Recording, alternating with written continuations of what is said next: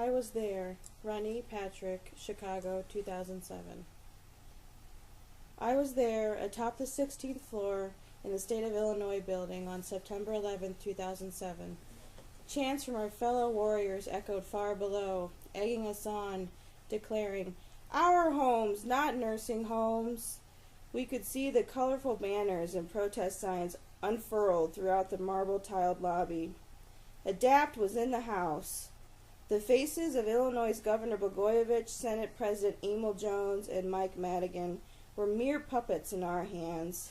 Diane Coleman, Monica Hefner, Gail Keir, and I had snuck past Illinois State Police.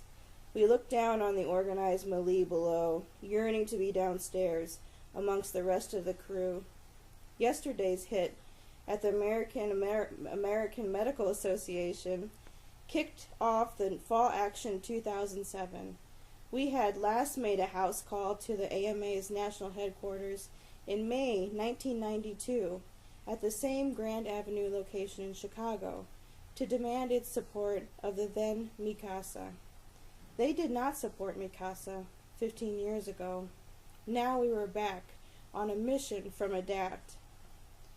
As we snaked through the crowded city streets of Chicago's financial and theater districts, we held up limousines, buses, and sidewalks packed with tourists and business people.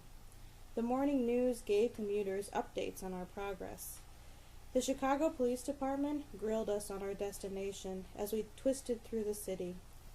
Our route took us past the faded State of Illinois building. The cops, standing on their Segways, stood at the curb cuts, prepared to block us from going into the building. Little did they know, we had an appointment with the AMA.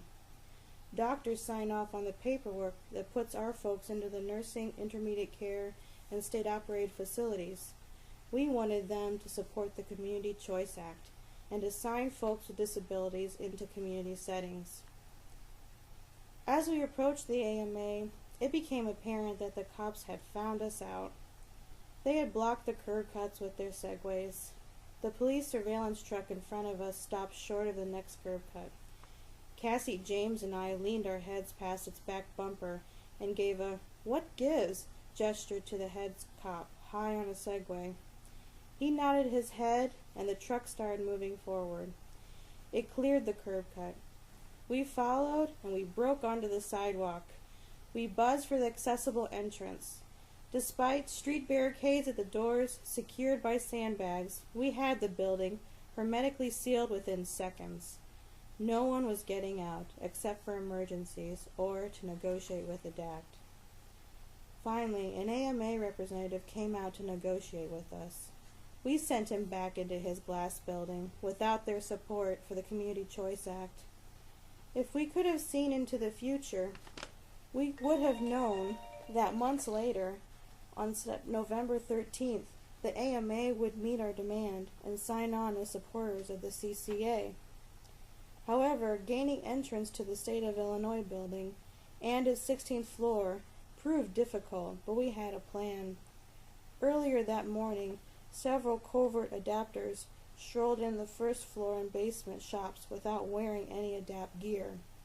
I myself wore a pinstripe suit, while longtime ADAPT activist Diane sat pretty in a long, flowing skirt. Monica and Gail looked non-threatening in their casual wear. The Illinois State Police had checkpoints at the elevators in the lobby and basement levels. The four of us text-messaged each other about when to move, while outside, the larger group crawled toward us like a giant tidal wave. One by one, we women approached the officers and showed them our IDs.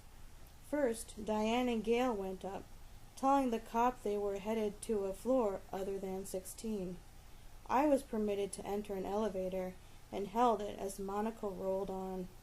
We rode uninterrupted to the 16th floor.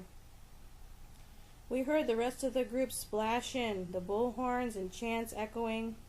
First, the downstairs group held the escalators and elevators on the lobby and basement levels.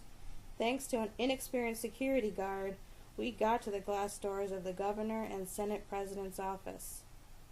Negotiations stalled. The downstairs group sealed the building's doors closed. No change on our floor. At 4:30 p.m., when government officials usually leave, adapters blocked the entrance to the elevated trains. Then, the governor's office agreed to our demands. In a public statement in front of our activists, the state of Illinois committed to not reopen Lincoln Developmental Center as a developmental center. ADAPT would be at the table for the money follows the person process, and Governor Blagojevich would meet with the local ADAPT chapter before October 17th. On Wednesday, September 12th, we flooded the headquarters of AFSCME, American Federation State, County, and Municipal Employees.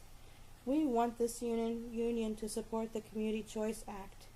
Despite meeting with their representatives, they refused to support the choice for people with disabilities to live in the community. 120 adapters committed civil disobedience in protest of AFSCME's decision.